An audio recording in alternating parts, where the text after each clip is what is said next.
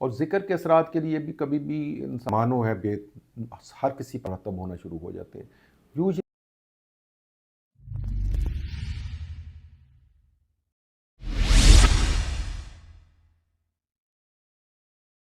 بسم اللہ الرحمن الرحیم، نحمد و نصلی علی رسول الکریم۔ میں ڈاکٹر ہارون رشید ہوں۔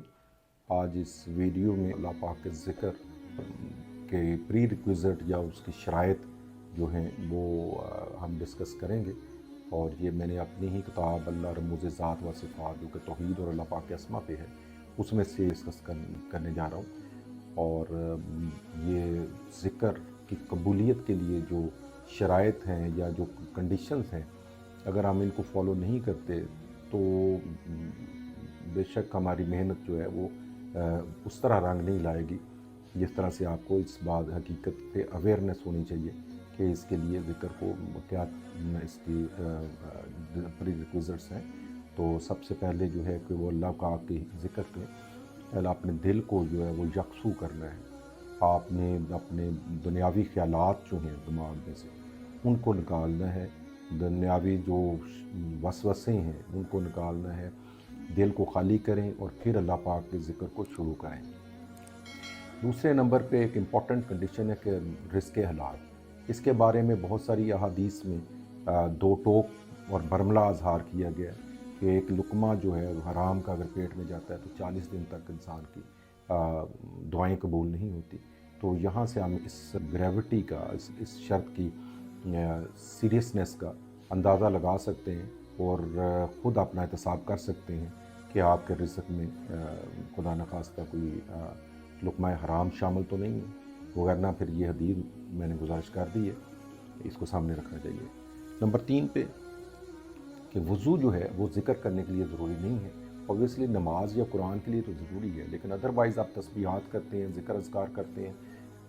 لیٹے ہوئے، بیٹھے ہوئے، کروٹ بدلتے جیسا کہ قرآن میں حکم ہے، تو آپ کو ضرورت وہاں پہ باوضو ہونا ضروری نہیں، لیکن اگر وضو ہے تو وہ ایک افضل تر بات ہے۔ اسی طرح سے ایک اللہ پاک کے اسما کی ہم بہت زیادہ زور دیتے ہیں، بہت سارے اسما کا، تو یا ذکر کے لیے تو اللہ پاک کے اسما کے ساتھ یا اللہ کا لفظ لگانا باعث برکت ہے، کیونکہ بہت ساری روایات میں جو اللہ کا لفظ ہے اس کو اسم اعظم کہا گیا۔ مثلا یا اللہ یا رحیمو کہہ دینا، یا اللہ یا رحمانو کہہ دینا، یا اللہ یا ودودو کہہ دینا، یا اللہ یا وہابو کہہ دینا،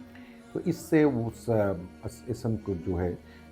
تقویت ملتی ہے اور وہ زیادہ قابل قبول ہو جاتا ہے اللہ پاک کے نزدیک۔ اور جو اسم بھی پڑھیں تو آپ کو اس کا تھوڑا کانسیپٹ ہونا چاہیے کہ اس اسم کا مطلب کیا ہے اور اس اسم سے اللہ پاک کس طرح سے تجلی فرماتا ہے، تاکہ وہ اثرات اس اسم کے، یا اللہ یا لطیفو ہے، یا اللہ یا خبیرو ہے، مثلا علم رکھنے والا، ٹھیک ہے، اندرونی علم رکھ رہے ہیں، یا اللہ یا لیمو ہے، یا اللہ یا حکیمو ہے کہ حکمت والا، اور یا ودودو ہے محبت کرنے والا، یا رحمانو ہے ہر کسی پر رحم کرنے والا۔ تو یہ اگر کانسیپٹ آپ کے ذہن میں ہوگا تو آپ کے اندر بھی وہی جبلت وہ آپ کی چینج ہوگی اور اس نہج پہ آپ کا سفر شروع ہو جائے گا جو معنی اس اسم کے ہیں۔ اسی طرح سے اللہ پاک کے کوئی بھی ذکر اذکار سے پہلے آپ اینڈ پہ اس پہ درود پاک اعداد میں پڑھنا 3، 5، 7، 9 یا 11 دفعہ یہ ضروری ہے، کیونکہ جو دعائیں اور جو اذکار جو ہیں درود پاک کے بغیر ہوتے ہیں وہ زمین اور آسمان کے درمیان معلق رہتے ہیں، اور بہترین ذکر جو ہے وہ اللہ پاک کا کلمے کے بعد نبی پاک صلی اللہ علیہ وسلم پر درود کا بھیجنا ہے۔ کم سونا، کم بولنا اور کم کھانا، یہ ایک اسلام کی اسلاف کی ایک بنیادی کارنر سٹون رہا ہے ذکر اذکار کے لیے۔ اس سے انسان جو ہے زیادہ طمانینت کے ساتھ زیادہ بہتر طور پر ذکر کر سکتے ہیں۔ اور ذکر سے پہلے یہ بھی گزارش کر دوں کہ آپ کے فرائض جو ہیں وہ پورے کر دیں۔ یہ یہاں پہ بہت بڑا ایک مسئلہ ہے کہ ہمارے لوگ نماز نہیں پڑھتے، روزہ نہیں رکھتے، اور اس کے بعد وہ ذکر اذکار پہ لگے رہتے ہیں۔ تو یہ اس طرح کا ذکر قبول تو شاید ہو جائے، لیکن یہ کہ اس کی اہمیت بہت کم ہوگی، کیونکہ آپ اپنے فرائض جو ہیں وہ انجام نہیں دے رہے اور نفل کو پہلے لے کے آ رہے ہوتے ہیں۔ تو یہ چیزیں جو ہیں پہلے اپنے فرائض کو انجام دیں، پھر آپ اس چیز کے اوپر آئیں۔ اور جب ذاکر کو یہ محسوس ہو کہ وہ اپنے ایک خاص ذکر کو حرز جان بنا چکا اور اس کو کوئی خاص کیفیت اس پہ طاری ہو جاتی ہے اس کے دل پر، اس کے دماغ پر ذکر کرتے ہوئے، تو وہ اس کو آگے دوسروں کو بھی اس ذکر کو دے سکتا ہے کرنے کے لیے، اور اس کو ذکر کی زکوٰۃ کہا جاتا ہے۔ یوجلی وہ ذکر کی زکوٰۃ جو ہے وہ اسلاف جو ہے وہ 1.25 लाख बताते हैं कि इतनी दफ़ा एक चीज़ का जिक्र करें तो आप आगे उसको इंडोर्स कर सकते हैं किसी भी दूसरे शख्स को जिक्र के। इसमें ज़िक्र की कबूलियत के लिए इंसान को यहाँ सस्पेंशन ऑफ डिसबिलीफ का मामला है कि आपने डिसबिलीफ जो है वो नहीं रखना कि ये कबूल नहीं होगा, ये डेफिनेटली कबूल होगा, बशर्ते कि आप उसके ज़िक्र के आदाब को मलूज़ खातर रखें, उसकी प्रीरिक्विज़िट को मलूज़ खातर रखें। उसके बाद ये ज़िक्र अज़कार जो है उसके असरात जो हैं वो इंसान की अपनी ज़हनी और जबिलती और कैपेसिटी जो उसके कल्ब की है उस पर डिपेंड करता है कि उसके असरात जो है वो कितनी जल्दी उसके ऊपर मरतब होना शुरू हो जाते हैं। यूजली ये देखा गया है कि अगर एक तस्बीह आप शुरू करते हैं तो वो 15 से 20 दिन बाद, 25 दिन बाद, यानी with in a month 15 days to 30 days के दरमियान उसके असरात जो है वो तबीयत पर इंसान महसूस करना शुरू कर देता है। और ज़िक्र को अल्लाह पाक ने फरमाया कि मुझे अपने आबाओ अजदाद से ज़्यादा शिद्दत से ज़िक्र करो, तो ये एक बहुत बड़ा तकाज़ा है जो अल्लाह पाक का है कि जिस तरह हम अपने मौत शुतगान को याद करते हैं, आबाओ अजदाद को याद करते हैं, जितनी शिद्दत से, जितनी मोहब्बत से, जितनी रिक्कत के साथ, उससे ज़्यादा अल्लाह पाक के साथ आपने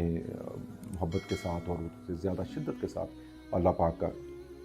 ज़िक्र का एहतमाम करें। और ज़िक्र के दरमियान कोई भी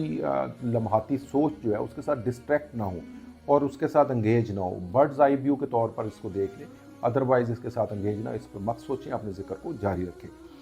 और ज़िक्र के असरात के लिए भी कभी भी इंसान को कैद ज़मान नहीं रखनी चाहिए कि किस वक्त कबूल होगा, कितनी देर लगेगी। इस तरह से इंसान के अंदर जो वसवसे पैदा होंगे वो उसके ज़िक्र के माने और रेजिस्टेंस पैदा होगी। और ये जो रेजिस्टेंस है ये शैतान रजीम की तरफ से भी हो सकती है, इंसान के अपने नफ्स और उजलत की वजह से भी हो सकती है। तो बाकी ज़िक्र की जो गुंजाइश है, ये अहले ज़िक्र जो है वो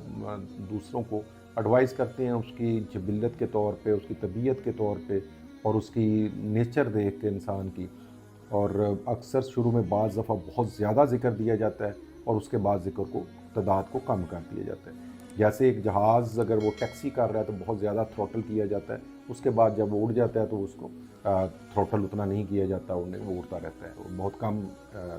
ताकत पे उड़ता रहता है। तो इसी तरह से रेजिस्टेंस को तोड़ने के लिए इसको दिया जाता है। अगर बहुत ज़्यादा रेजिस्टेंस है तो पहले तादाद ज़्यादा रखी जाती है, लेकिन अगर नॉर्मल रूटीन का मैटर है तो वो आप इसको ग्रेजुअली बढ़ा सकते हैं। तो ज़िक्र जो है वो एक तस्बीह या 100 टाइम रोज़ाना किसी भी जो भी ज़िक्र है वो आप 70 दफ़ा भी कर सकते हैं, 100 दफ़ा भी कर सकते हैं। लेकिन आप ज़िक्र एक तसीर में अगर जाना चाहते हैं तो उसकी मिनिमम जो लिमिट है बुज़ुर्गान दीन से जो रवायत शुदा है वो 300 टाइम्स है per day. Thank you very much for listening. आप इन चीज़ों का एहतियात करें और इन प्रीरिक्विज़िट को समझें, इन पर अमल करें तो इंशाअल्लाह आपके ज़िक्र अज़कार में अल्लाह ताला बरकत और अल्लाह ताला वुसअत अता फरमाएगा। Thank you very much.